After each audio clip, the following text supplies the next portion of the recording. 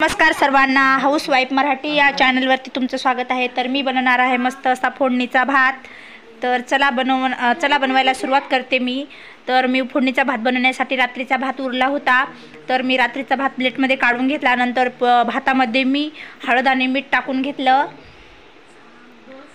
आणि भात फोडणी देण्यासाठी मी हिरव्या मिरच्या आणि टोमॅटो बारीक चिरून घेतला आणि लसूण बारीक पेस्ट बनवून घेतली। नंतर कढई तापवून घेतली। कढईमध्ये एक पळी तेल टाकलं। तेल टाकल्यानंतर तेलामध्ये जिरं मोहरी टाकली,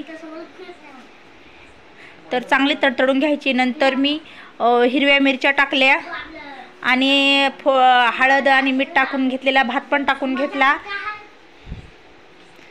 आणि आता मस्त असा मिक्स करून घेते। तर मला टोमॅटो टाकायचं लक्ष नव्हतं, त्याच्यामुळे मी टाकलंच नाही। आता व्यवस्थित हे मिक्स करून घेते मी। तर खूप मस्त लागतो फोडणीचा भात। वरतून थोडीशी कोथिंबीर टाकायची, खूप छान लागतो। तर माझ्याकडे नव्हती म्हणून मी टाकली नाही आणि मस्त असं मिक्स करून घेते।